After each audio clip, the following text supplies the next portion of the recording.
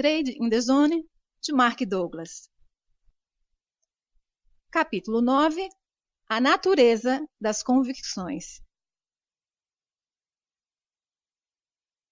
Chegados a este ponto, se consegue perceber os benefícios de adotar as 5 verdades fundamentais acerca do trading. A tarefa agora é aprender como integrar devidamente estas verdades no seu sistema mental, sob a forma de convicções elementares, sem entrarem em conflito com quaisquer outras convicções que possa defender. À primeira vista, pode parecer uma tarefa desencorajadora, e em outras circunstâncias eu até concordaria consigo. Mas não, porque no capítulo 11 irei apresentar um exercício de trading simples, especificamente concebido para integrar devidamente estas 5 verdades sob a forma de convicções a um nível funcional. Um nível funcional é onde trabalhamos naturalmente com um estado mental despreocupado, tendo a noção exata do que precisa ser feito e com a capacidade de o fazer sem hesitação ou conflito interno. No entanto, alerta os que já tenham espreitado para o exercício. À primeira vista, o exercício de trading parece tão simples que podem sentir-se tentados a fazê-lo agora, antes de compreenderem as implicações de o fazer. Sugiro que reconsiderem. Há algumas dinâmicas sutis, embora profundas, envolvidas no processo de aprender a integrar novas convicções e a alterar outras existentes que entrem em conflito com as novas. Compreender o exercício de trading em si é fácil. Compreender como o utilizar para mudar as suas convicções é uma questão completamente diferente. Se fizer o exercício sem compreender os conceitos apresentados neste capítulo e no seguinte, não irá obter os resultados desejados. Também é importante que não dê por adquirido o esforço mental que terá de despender para aceitar totalmente esses princípios de sucesso, independentemente se os compreende bem ou não. Lembre-se de Bob, que acreditava que compreendia profundamente o conceito de probabilidades, mas não foi capaz de trabalhar numa perspectiva probabilística. Muitas pessoas cometem o erro de partir do princípio de que, quando compreendem algo, esse novo conhecimento torna-se automaticamente uma parte funcional da sua identidade. Na maior parte das vezes, compreender um conceito é só o primeiro passo do processo da sua integração a um nível funcional. Isto verifica-se especialmente para conceitos que lidam com o pensamento probabilístico. As nossas mentes não estão naturalmente programadas para serem objetivas ou ficarem no momento presente. Isso significa que temos de treinar ativamente as nossas mentes para pensarem desse ponto de vista. Para além do treino, pode haver um sem número de convicções em conflito para resolver. As convicções em conflito terão o efeito de sabotar as melhores intenções para trabalhar com um estado mental objetivo ou para experimentar o fluxo de oportunidades do momento presente. Por exemplo, suponhamos que passou anos a aprender a ler os mercados, ou gastou muito dinheiro a desenvolver ou a comprar sistemas técnicos, só para conseguir descobrir o que acontecerá a seguir. Agora, chegou à conclusão de que não precisa de saber o que vai acontecer a seguir, e que, ao fazê-lo, está a limitar a sua aptidão para ser objetivo ou se focar no momento.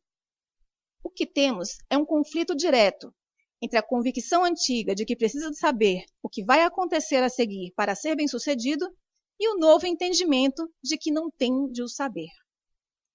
Ora, irá o seu novo entendimento neutralizar subitamente todo o tempo, dinheiro e energia despendidos a reforçar a convicção de que precisa de saber?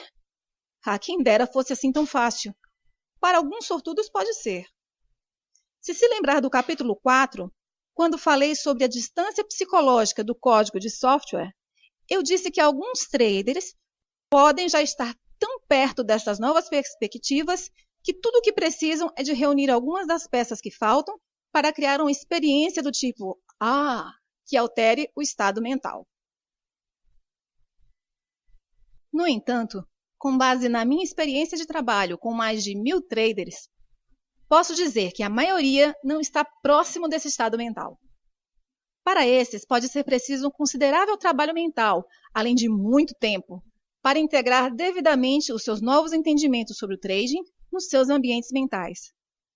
A boa notícia é que, no final, o exercício no capítulo 11 irá estabelecer as 5 verdades fundamentais e resolver muitos dos conflitos potenciais, mas apenas se soubermos exatamente o que estamos a fazer e por que o estamos a fazer.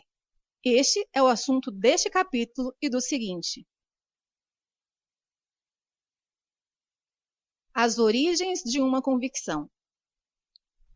O que podemos aprender sobre a natureza das convicções e como podemos usar esse conhecimento para criar uma atitude mental que estimule o nosso desejo de sermos traders consistentemente bem-sucedidos? Estas são 2 das questões em que me irei concentrar em responder neste capítulo. Primeiro, olhemos para a origem das nossas convicções. Como se recorda, as memórias, as características e as convicções existem sob a forma de energia, especificamente energia estruturada. Anteriormente, reuni essas 3 componentes mentais para ilustrar. 1. Que as memórias, as características e as convicções não existem como matéria física. 2. Que a relação causa-efeito que existe entre nós e o meio exterior concebe estes elementos. E 3. Como a relação causa-efeito se inverte de modo que possamos perceber no ambiente externo o que aprendemos. Para chegar à origem das nossas convicções, vamos ter de separar essas componentes para ilustrar a diferença entre uma memória e uma convicção. A melhor maneira de o fazer é imaginarmos-nos na mente de uma criança. Eu diria que no início da vida de uma criança, as memórias das suas experiências existem na sua forma mais pura. Com isto, quero dizer que as memórias do que ela viu, ouviu, cheirou, tocou ou provou existem na sua mente como informação sensitiva, pura, que não está organizada ou associada a quaisquer palavras ou conceitos específicos. Por conseguinte, vou definir uma memória pura como informação sensitiva armazenada na sua forma original. Uma convicção, por outro lado, é uma persuasão íntima acerca da natureza e da forma como o ambiente externo se manifesta. Um conceito que combina informação sensitiva pura com um sistema de símbolos a que chamamos língua. Por exemplo, a maioria das crianças tem uma memória pura de como é ser tratada com amor por um progenitor. Mas só quando a criança aprende a ligar ou associar certas palavras com a informação sensitiva pura armazenada na sua memória, é que irá formar um conceito sobre como é ser cuidada com amor. A expressão "a vida é bela" é um conceito. Em si mesmas, as palavras constituem um conjunto de símbolos abstratos, sem significado. Mas se uma criança aprender ou decidir ligar essas palavras aos seus sentimentos com carga positiva quanto à forma como é cuidada, então as letras já não são um conjunto de símbolos abstratos e as palavras já não são uma expressão abstrata. A vida é bela torna-se uma distinção definitiva sobre a natureza da existência ou o modo como o mundo funciona. Similarmente, se a criança não recebesse os cuidados adequados às suas necessidades, pode com igual facilidade ligar as suas sensações de dor emocional a um conceito como a vida não é justa ou o mundo é um lugar terrível. Em qualquer caso, quando a energia positiva ou negativa das nossas memórias ou experiências se liga a um conjunto de palavras a que chamamos conceito, este adquire energia e, em resultado disso, é transformado numa convicção acerca da natureza da realidade. Se considerarmos que os conceitos são estruturados pelo sistema de uma língua e adquirem energia pelas nossas próprias experiências, torna-se claro por que me refiro às convicções como energia estruturada. Quando uma convicção surge, o que faz? Qual é a sua função? Em certos aspectos, parece ridículo colocar essas questões. Afinal, todos temos convicções. Estamos constantemente a expressar as nossas convicções tanto pela linguagem como através das nossas ações. Além disso, estamos constantemente a interagir com as convicções de outras pessoas quando elas as exprimem. No entanto, se perguntar exatamente o que faz uma convicção, provavelmente a sua mente ficará confusa. Por outro lado, se perguntar quais as funções dos seus olhos, ouvidos, nariz ou dentes, não teria problema em responder. As convicções são componentes tão importantes da nossa Constituição, em termos do impacto que tem na qualidade das nossas vidas, que é uma das grandes ironias da vida que sejam aquelas em que menos pensamos e que menos compreendemos. O que quero dizer com aquelas em que menos pensamos é que se tivermos um problema com uma das partes do nosso corpo, naturalmente centramos nela a nossa atenção e pensamos sobre o que precisamos de fazer para resolver o problema. No entanto, não nos ocorre que os problemas que possam limitar a qualidade das nossas vidas, por exemplo, infelicidade, insatisfação ou insucesso numa determinada área, estejam enraizadas nas nossas convicções. Este desvio de atenção é um fenômeno universal. Uma das características proeminentes das convicções é que tornam evidente e inquestionável o que experimentamos.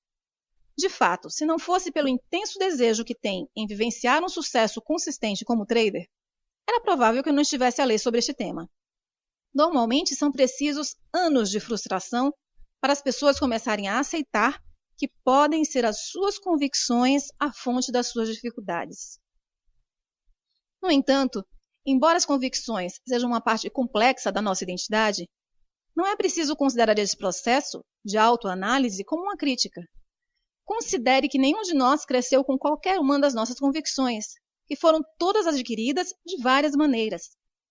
Muitas das convicções que têm um impacto mais profundo nas nossas vidas não foram sequer adquiridas livre ou conscientemente, foram introduzidas por outras pessoas. E provavelmente não será normalmente uma surpresa para ninguém afirmar que as convicções que nos causam mais dificuldades sejam aquelas que foram adquiridas através dos outros sem o nosso consentimento consciente. Refiro-me às convicções adquiridas quando éramos demasiado jovens e sem informação para compreender as implicações negativas daquilo que nos estavam a ensinar. Seja qual for a origem das nossas convicções, uma vez existentes, funcionam basicamente todas do mesmo modo. As convicções têm caráter e formas particulares de desempenharem as suas tarefas, ao contrário das diferentes partes dos nossos corpos. Por exemplo, se compararmos os meus olhos com os seus, ou as minhas mãos com as suas, ou os meus glóbulos vermelhos com os seus, podemos ver que não são exatamente iguais, mas têm características em comum que os faz funcionar de modo semelhante. Pela mesma razão, uma convicção de que a vida é bela funcionará da mesma maneira de uma convicção de que a vida é terrível. As duas convicções são diferentes e o efeito que cada uma tem na qualidade de vida de quem a profere é muito diferente, mas ambas as convicções irão funcionar exatamente da mesma forma. As convicções e o seu impacto nas nossas vidas. Num sentido mais amplo, as convicções moldam as nossas vidas. Como já referi, não nascemos com nenhuma das nossas convicções. Elas são adquiridas e, à medida que se adicionam umas às outras, a forma como vivemos as nossas vidas reflete aquilo em que aprendemos a acreditar. Pense como a sua vida seria diferente se tivesse nascido num sistema cultural, religioso ou político que tivesse pouco em comum com o seu atual. Pode ser difícil imaginar, mas aquilo em que teria aprendido a acreditar sobre a natureza da vida e o modo como o mundo funciona podia não ter nada a ver com aquilo em que hoje acredita, mas iria defender essas convicções com o mesmo grau de certeza com que defende as suas convicções atuais. Como as convicções moldam as nossas vidas? 1. Geram a percepção e a interpretação que fazemos da informação do meio ambiente de forma a ser compatível com aquilo em que acreditamos. 2. Criam as nossas expectativas. Lembre-se que uma expectativa é uma convicção projetada para algum momento no futuro. Como não podemos esperar algo que não conhecemos, também podemos dizer que uma expectativa é aquilo que conhecemos projetado em algum momento futuro. 3. O nosso comportamento é coerente com aquilo em que acreditamos. 4. Finalmente, as convicções moldam a forma como nos sentimos quanto aos resultados das nossas ações. Não há muito na forma como atuamos em que as convicções não desempenham um papel importante. Acrescento a seguir um exemplo para ilustrar as várias funções de uma convicção. Na primavera de 1987, estava a ver um programa de televisão. Era sobre algumas celebridades que pregavam partidas umas às outras. Numa parte do programa, a estação de TV contratou um homem para ficar no passeio da Avenida Michigan, assegurar uma placa que dizia "Dinheiro grátis, só hoje". Para quem não conhece Chicago, a Avenida Michigan alberga muitos armazéns e lojas da moda. A estação de TV deu ao homem uma quantia considerável em numerário, com instruções para dar o dinheiro a quem o pedisse. Ora, se considerarmos que a Avenida Michigan é uma das zonas mais movimentadas da cidade, e se partirmos do princípio de que a maioria das pessoas que passaram pelo homem na rua conseguia ler a placa, quantas pessoas pensa que aceitaram a oferta e pediram dinheiro? De todas as pessoas que passaram a ler uma placa, só uma parou e disse: "Fantástico! Pode dar-me 25 centavos para comprar um bilhete de ônibus?" Fora isso, ninguém sequer se aproximou do homem. O homem acabou por ficar frustrado, porque as pessoas não estavam a reagir como ele esperava. Anunciou o seu propósito mais alto: "Alguém quer dinheiro? Tenho dinheiro para dar. Ajudem-me a livrar-me dele." Todas as pessoas continuaram o seu caminho como se ele não existisse. De fato, reparei que algumas pessoas se desviaram mesmo do seu caminho para o evitar. Quando um homem de terno e gravata se aproximou, dirigiu-se a ele e disse: "Quer algum dinheiro?" O homem respondeu: "Hoje não." Frustrado, retorquiu: "Quantas vezes acontece isto? Importa-se de aceitar o meu dinheiro?" Enquanto tentava entregar ao homem algum dinheiro. O homem respondeu com um brusco "não" e continuou a andar. O que passa? Por que é que ninguém, exceto a pessoa que precisava do bilhete de ônibus, pediu dinheiro? Se considerarmos que a maioria dos transeuntes podia ler a placa, mas mesmo assim não fazia o mínimo esforço para ir buscar o dinheiro, podemos pensar que não se interessavam por dinheiro. No entanto, isso é extremamente improvável, considerando o quanto das nossas vidas dedicamos à procura de dinheiro. Se estamos de acordo que as pessoas conseguiam ler a placa e que o dinheiro é importante para elas, então o que as teria impedido de pedirem uma parte para si? O ambiente estava a disponibilizar uma experiência que a maioria das pessoas teria adorado: alguém a dar dinheiro sem quaisquer condições associadas. Mas o fato é que ninguém prestava atenção. Podem não ter percebido o que estava disponível. Isso é difícil, porque a placa dizia claramente "dinheiro grátis, só hoje". No entanto, não é difícil perceber se considerarmos que a maioria das pessoas tem a convicção arraigada, um conceito muito forte sobre a forma como o mundo funciona, de que dinheiro grátis não existe. Se o dinheiro grátis realmente não existe, então como é que solucionamos a contradição óbvia entre essa convicção e a placa dizer que existe? É fácil. Simplesmente decidimos que o homem com a placa é maluco. Que mais poderia justificar um comportamento tão estranho se de fato o dinheiro grátis não existe? O processo de raciocínio que explicaria a contradição podia ser algo semelhante a isso. Toda a gente sabe que é raro obtermos dinheiro sem condições associadas, e muito menos de um estranho numa das ruas mais movimentadas da cidade. De fato, se o homem estivesse realmente a distribuir dinheiro, já estaria cercado pela multidão. Podia até colocar a sua vida em perigo. Deve ser maluco. É melhor afastar-me dele. Quem sabe o que poderá fazer? Repare que cada componente do processo de pensamento descrito é coerente com a convicção de que o dinheiro grátis não existe. 1. As palavras dinheiro grátis não foram percebidas nem interpretadas tal como se pretendia. 2. Decidir que a pessoa com a placa tinha de ser maluca criou uma expectativa de perigo, ou pelo menos uma percepção de que se justificava ter cuidado. 3. Mudar intencionalmente o caminho para evitar contato com a pessoa com a placa é uma ação que é coerente com a expectativa de perigo. 4. Como é que cada pessoa se sentiu com o desfecho? É difícil dizer sem conhecer cada pessoa individualmente, Mas uma boa hipótese seria que se sentiram aliviados por terem conseguido evitar um encontro com uma pessoa maluca. A sensação de alívio que resultou de evitar um encontro com um estranho é um estado mental. Lembre-se que o modo como nos sentimos, o grau relativo de energia com carga positiva ou negativa que flui através dos nossos corpos e mentes, é para nós a verdade absoluta. No entanto, as convicções que despertam em qualquer estado mental particular podem não ser a verdade relativamente às possibilidades disponíveis no ambiente. A sensação de alívio não é o único resultado nessa situação. Imagine como teria sido diferente a experiência se os transeuntes tivessem acreditado que existe dinheiro grátis. O processo descrito acima seria o mesmo, só que iria fazer com que a convicção de que existe dinheiro grátis parecesse evidente e inquestionável, tal como a convicção de que não existe dinheiro grátis parecesse evidente e inquestionável.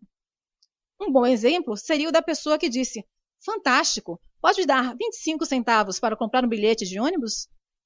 Quando vi isto, tive a impressão de que esta pessoa seria provavelmente um pedinte e que poderia ter pedido a outra qualquer pessoa 25 centavos.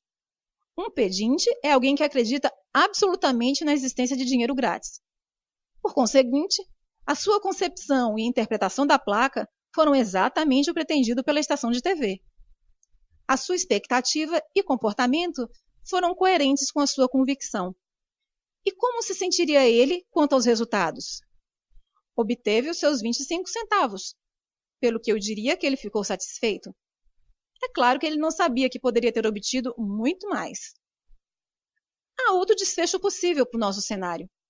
Consideremos a hipótese de que alguém que acredita que o dinheiro grátis não existe, mas que mesmo assim assume essa possibilidade. Por outras palavras, algumas pessoas podem ficar tão intrigadas e curiosas que decidem suspender temporariamente a sua convicção de que o dinheiro grátis não existe. Esta suspensão temporária permite-lhes agir fora dos limites criados por uma convicção, para ver o que acontece. Assim, em vez de ignorarem o homem com a placa, que seria a primeira reação, a pessoa do nosso exemplo dirige-se a ele e diz: "Dê-me 10 dólares." O homem tira rapidamente uma nota de 10 dólares do bolso e dá-lhe. O que acontece agora? Como se sente essa pessoa ao experimentar algo inesperado que contradiz completamente a sua convicção? Para a maioria das pessoas, a convicção de que o dinheiro grátis não existe é adquirida através de circunstâncias desagradáveis, para o dizer de forma moderada. A forma mais comum é dizerem-nos que não podemos ter alguma coisa porque é demasiado cara. Quantas vezes uma criança não ouve: "Mas o que você pensa? Dinheiro não nasce em árvore?" Ou seja, é uma convicção com carga negativa. Assim, a experiência de entregar dinheiro sem condições associadas e sem quaisquer comentários negativos iria provavelmente criar um estado mental de puro júbilo. De fato, a maioria das pessoas ficaria tão feliz que se iriam sentir compelidas a compartilhar essa felicidade e a nova descoberta com todas as pessoas que conhecessem. Posso imaginá-lo a regressar ao emprego ou à casa e no momento em que se encontra alguém, as primeiras palavras que saem da sua boca são: "Não vai acreditar no que me aconteceu." E embora queira desesperadamente que essas pessoas acreditem na sua história, provavelmente não vão acreditar. Por quê? Porque a sua convicção de que o dinheiro grátis não existe irá fazer com que interpretem a sua história de um modo a negar a sua veracidade. Para levar este exemplo um pouco mais longe, imaginemos o que aconteceria ao estado de espírito da pessoa do nosso exemplo se lembrasse que poderia ter pedido mais dinheiro. Está num estado de júbilo. No entanto, no momento em que esse pensamento lhe surge, ou alguém lhe lembra que poderia ter pedido mais dinheiro, o seu estado de espírito alegre irá imediatamente mudar para um estado de pesar com carga negativa. Por quê? Porque associou-lhe a convicção com carga negativa, que significa perder uma oportunidade. Em resultado, em vez de ficar contente com o que obteve, irá lamentar o que poderia ter obtido, mas não obteve. Convicções versus verdade. Nestes 3 exemplos, todos têm a sua versão individual. Se lhes perguntar, Cada um descreveria o que viveu do seu ponto de vista, como se fosse a única versão verdadeira e válida da realidade. Contradição entre essas três versões da verdade sugere-me uma importante questão filosófica que precisa ser resolvida. Se as convicções limitam o nosso conhecimento da informação gerada pelo ambiente físico, para que percebamos esteja em consonância com o que acreditamos, então como é que sabemos o que é a verdade? Se as convicções limitam o nosso conhecimento da informação gerada pelo ambiente físico, para que o que percebemos esteja em consonância com o que acreditamos, então como é que sabemos o que é a verdade? Para responder a esta questão, temos de considerar 4 ideias. 1. O ambiente manifesta-se numa combinação infinita de formas. Se combinarmos todas as forças da natureza que interagem com tudo o que foi criado pelo homem, e se acrescentarmos as forças geradas por todas as formas possíveis de as pessoas se exprimirem, o resultado é um número de versões da realidade tal que seguramente iria impressionar até a pessoa com o espírito mais aberto. 2. Até termos adquirido a capacidade de perceber todas as formas possíveis em que o ambiente se pode exprimir, as nossas convicções irão sempre representar uma versão limitada das possibilidades do ambiente, sendo as nossas convicções uma visão sobre a realidade, mas não necessariamente uma declaração absoluta de realidade. 3. Se discordar da segunda afirmação, então pense que se as nossas convicções fossem um reflexo 100% rigoroso da realidade, então as nossas expectativas seriam sempre satisfeitas. Se as nossas expectativas fossem sempre satisfeitas, estaríamos num estado perpétuo de satisfação, com um sentimento permanentemente de felicidade, alegria e bem-estar, por a realidade física se revelar sempre exatamente como esperamos. 4. Se conseguir aceitar a terceira afirmação como válida, então o corolário também é verdade. Se não estivermos satisfeitos, então as nossas convicções não se relacionam perfeitamente com as condições ambientais. Tendo essas 4 ideias em consideração, consigo agora responder à questão: qual é a verdade? Se as convicções impõem limites ao que percebemos como possível e o ambiente se consegue exprimir numa combinação infinita de formas, então as convicções só podem ser verdadeiras relativamente ao que tentamos conseguir num determinado momento.